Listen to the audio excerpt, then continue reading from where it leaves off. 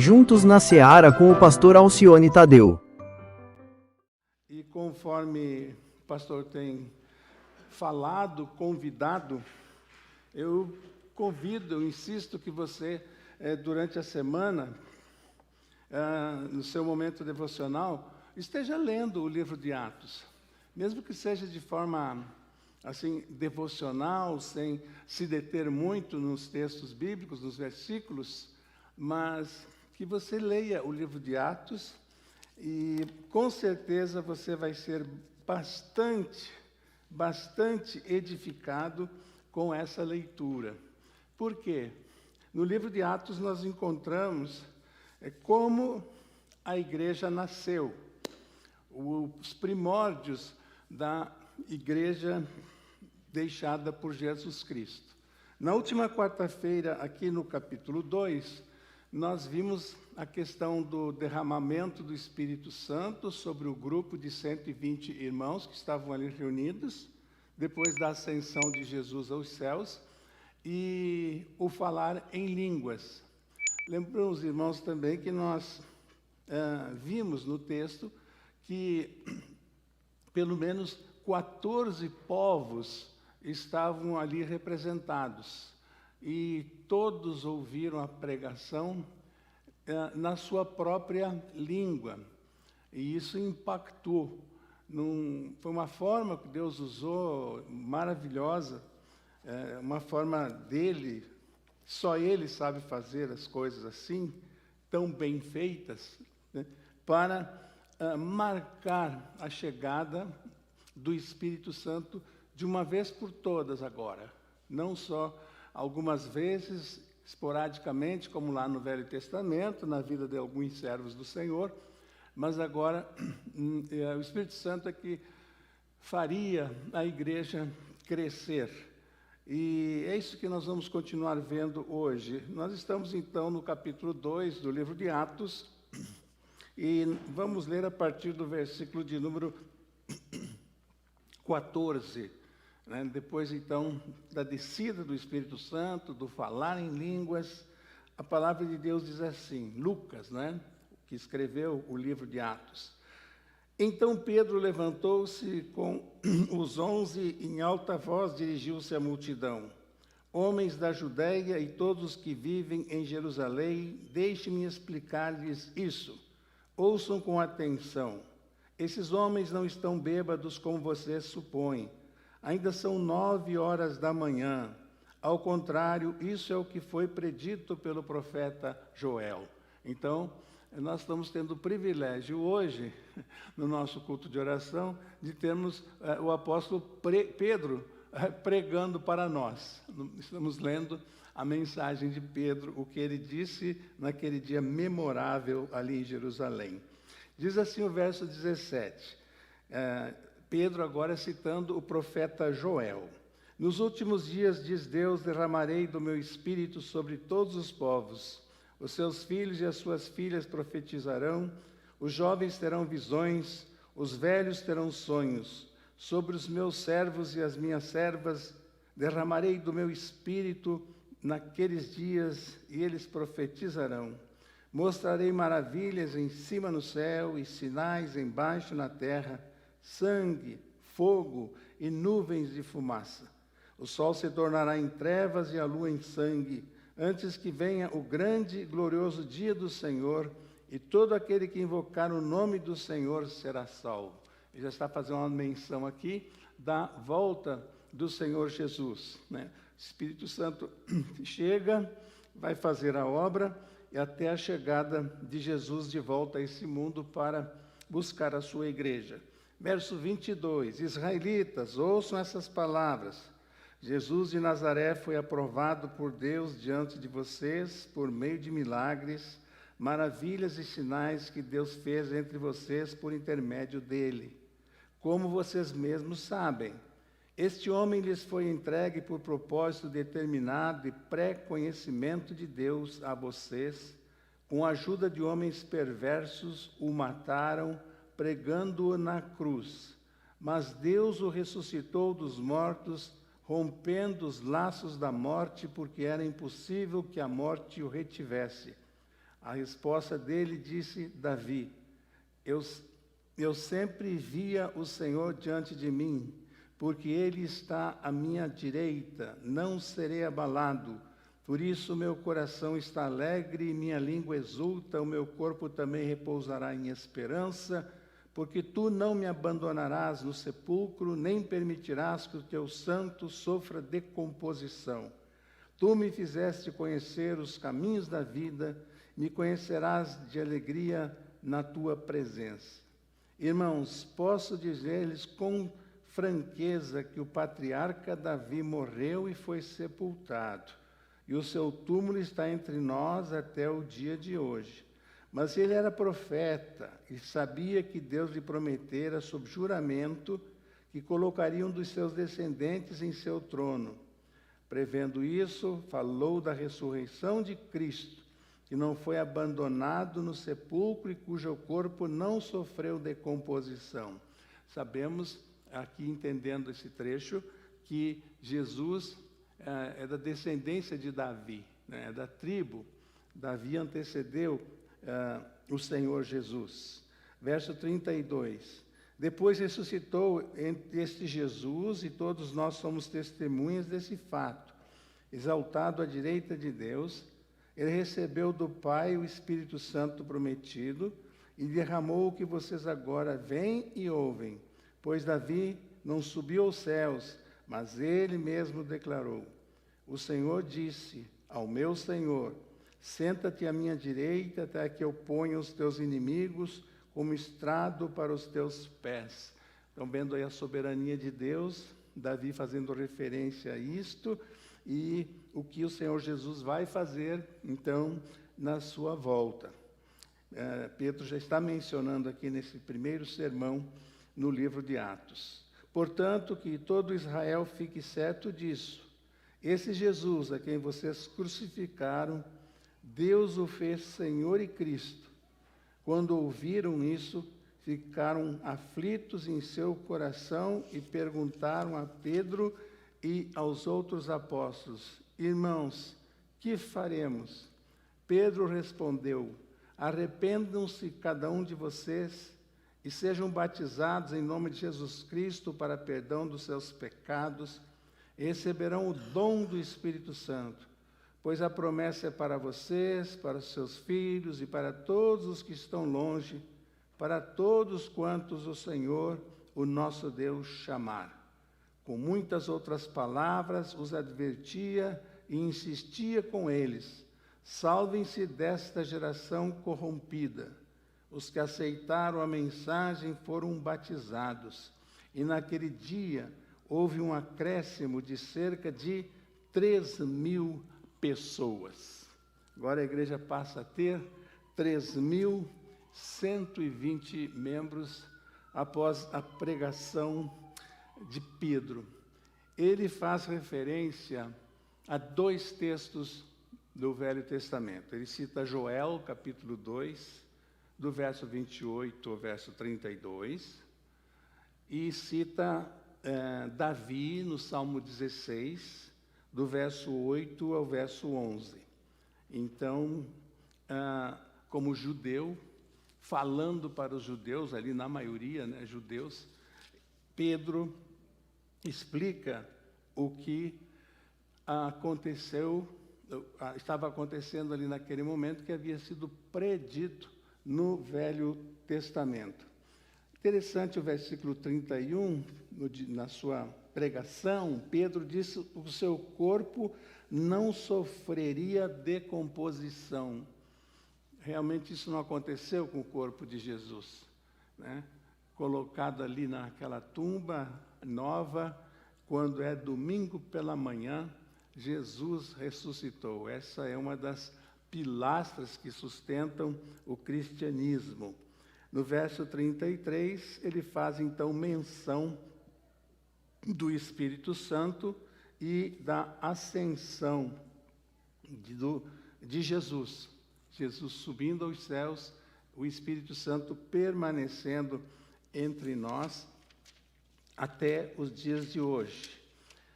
E agora eu queria destacar, irmãos, essa conclusão da mensagem de Pedro, aqui a partir do verso de número 38.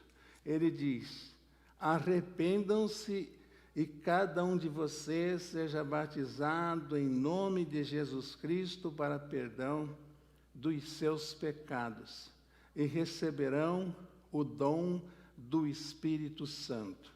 Arrependam-se. Palavra-chave do cristianismo. Os profetas no Velho Testamento pregaram: arrependei-vos.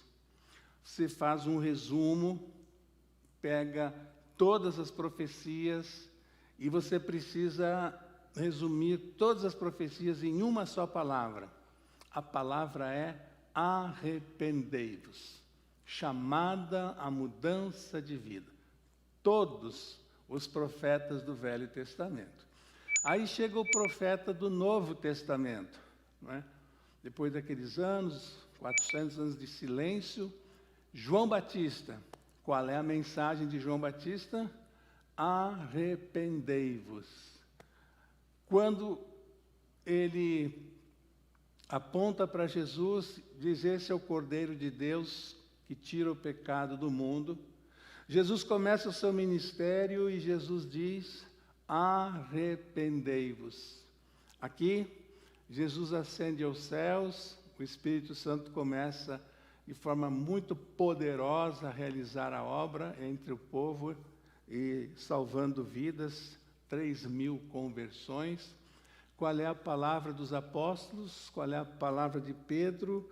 Arrependei-vos. Arrependei-vos. Que pergunta maravilhosa que aquela multidão fez. A pergunta que poderia ser feita nos dias de hoje para a igreja de Jesus Cristo, irmãos. Quão bom seria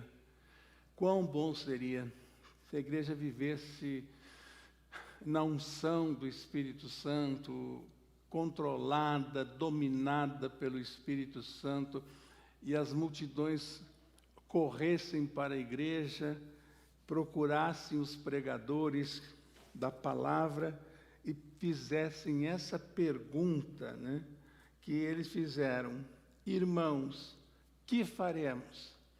Diante dessa palavra, Pedro, apóstolo Pedro, o que faremos? E a palavra é uma só: arrependei-vos. Arrependimento. Se você quiser continuar a aprofundar o seu estudo em Atos, anota num caderno, numa folha, uma coisa muito interessante. No livro de Atos, nós encontramos cerca de 30 sermões, 30 mensagens dadas por Deus para os seus servos, que servem até os nossos dias. E você vai ver nas entrelinhas dessas mensagens essa admoestação, essa palavra de Deus: arrependei-vos. Irmãos, voltando aqui para o sermão de Pedro, fechando um pouquinho mais, até aqui estávamos com o texto bem aberto, né, fazendo várias citações, mas eu gostaria de fechar um pouco aqui. E o que é a espinha dorsal desse sermão? Pedro lembra das promessas do Velho Testamento, né? Fala da morte e da ressurreição de Jesus. Irmãos, mensagem que não é baseada na palavra de Deus, não vem de Deus. Quando Pedro menciona o Velho Testamento, ele está mencionando a palavra de Deus que se cumpre. Hoje nós estamos vendo nos púlpitos, no YouTube, em canais aí, muita gente abrindo a palavra, dizendo-se pregador, para usar o tempo e pregar ou expor pensamentos positivos, né? Fazer a plateia, a multidão rir, descontrair, né? ou fazer o povo chorar, desabafar. Então é um culto mais humanista, um culto mais centrado no eu, centrado nas pessoas do que centrado em Deus. Analise isso toda vez que você estiver ouvindo uma palavra, uma mensagem, e compare com essa mensagem aqui de Pedro. Ele é bíblico, fala do Velho Testamento, das promessas, fala da morte e ressurreição de Jesus, né, pilastras do cristianismo, e fala também que os apóstolos foram testemunhas do que havia acontecido, de tudo que aconteceu.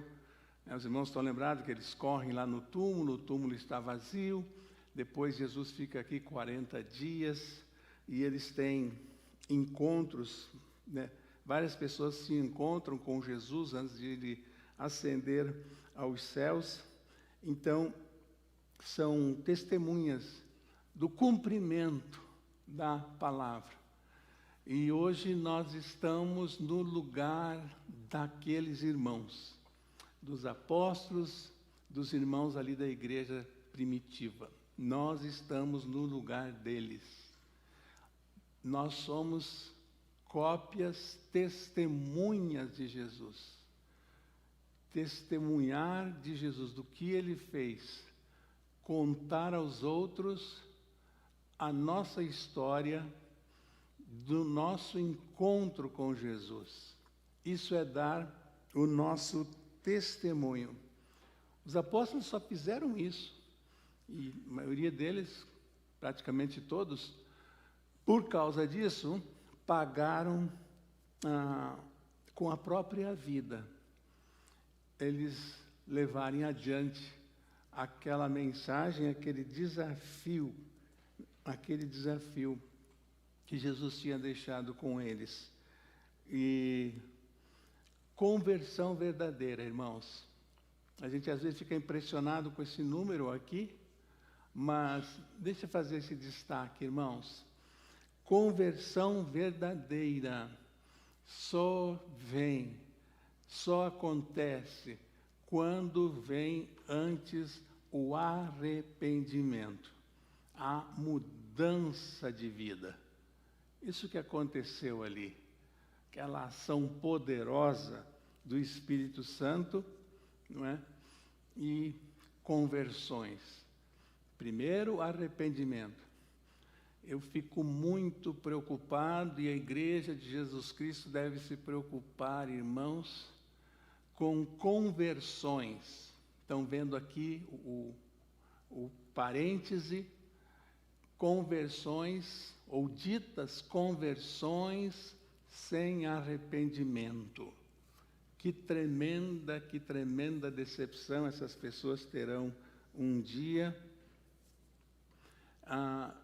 por esquecerem ou não se deterem nesse detalhe tão importante, arrependimento. E aí acontece a verdadeira conversão. Estou falando aqui dos profetas, de João, de Jesus, dos apóstolos. Não podemos deixar de fora o grande apóstolo Paulo. Ele também pregava arrependimento. Leiam todos os escritos do apóstolo. O próprio livro de Atos, o apóstolo faz as viagens missionárias. Qual é a mensagem quando ele chega nas cidades? Arrependimento. O tempo todo. O tempo todo. E, então, a igreja se expande, né? Territorialmente, por terra. Não é só número de pessoas.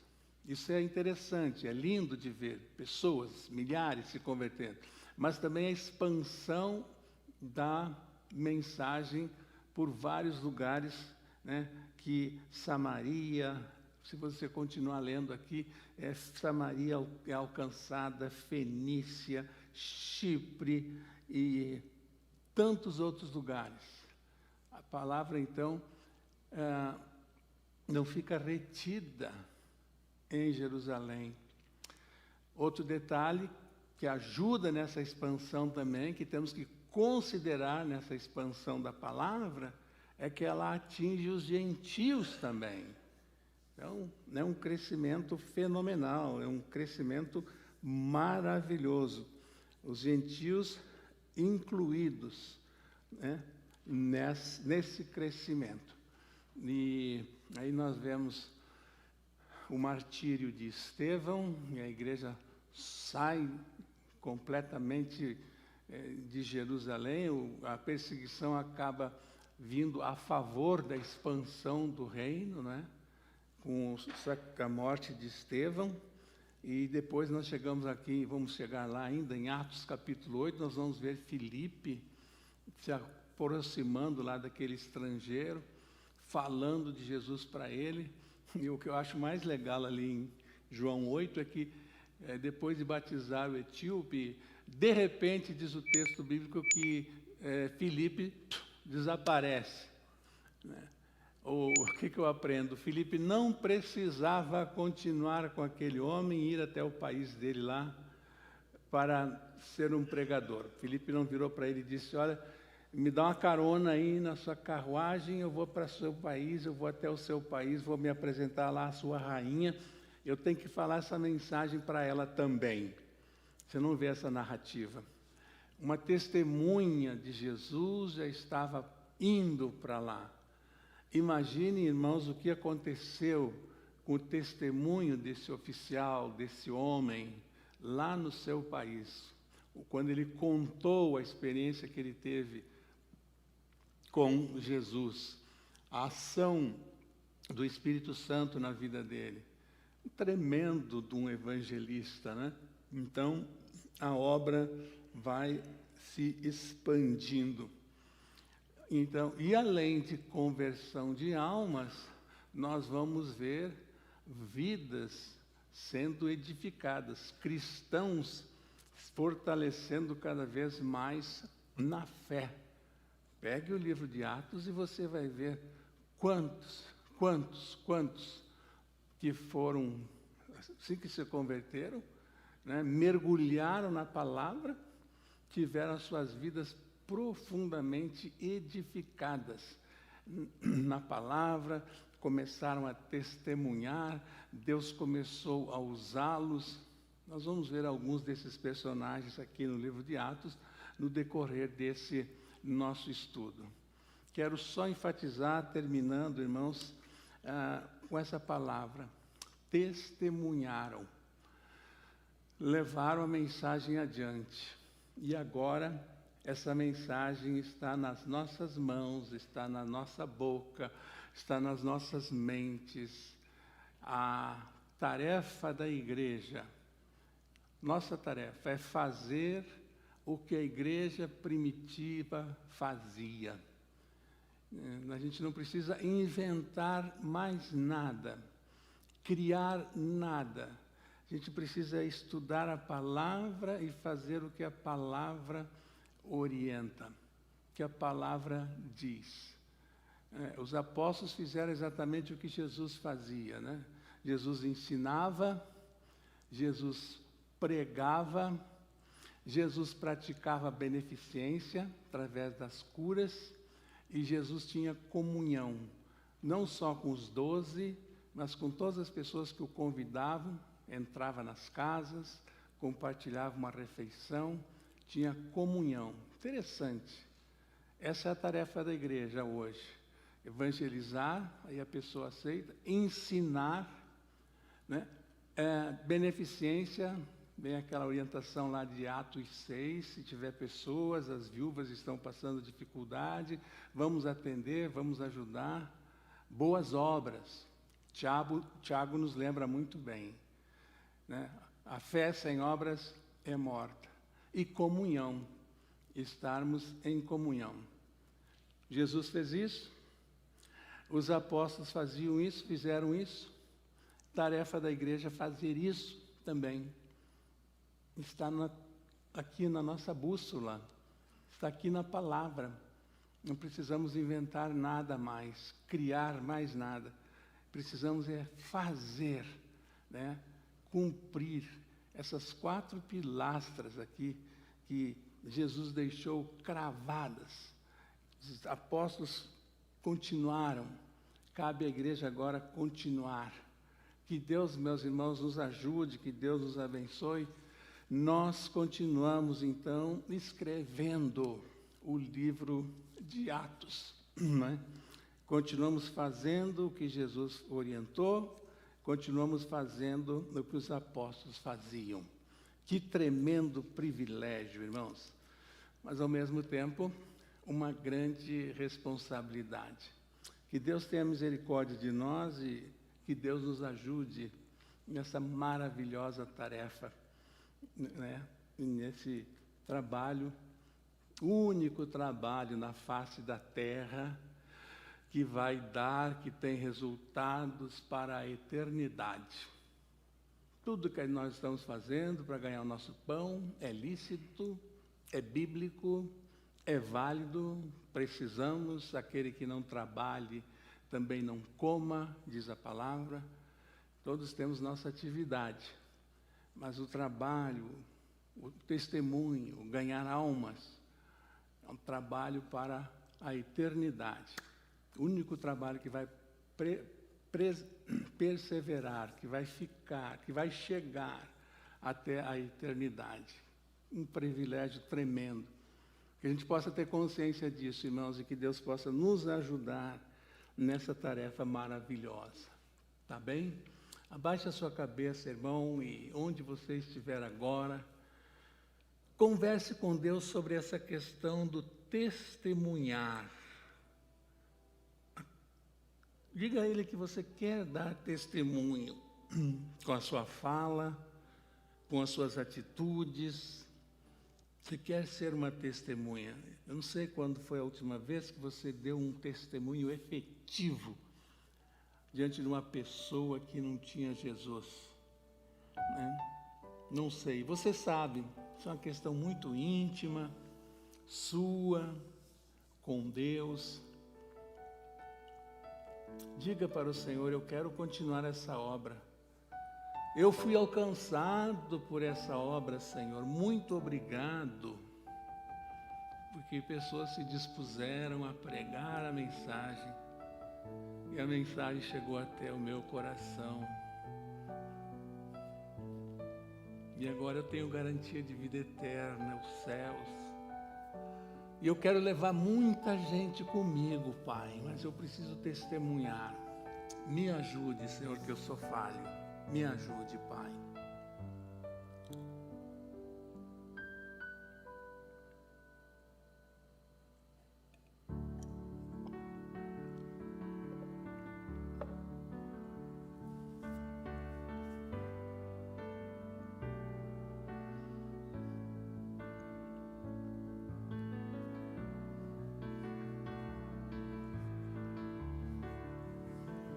Irmãos, e finalizando essa hora bendita, essa hora de oração, essa hora de estudo da palavra, nós falamos, como está no texto bíblico, né? Que o amor de Deus, nosso Pai, a graça de nosso Senhor e Salvador Jesus Cristo, a doce e maravilhosa comunhão do Espírito Santo de Deus, seja com cada um de nós, hoje e para todos sempre. Amém.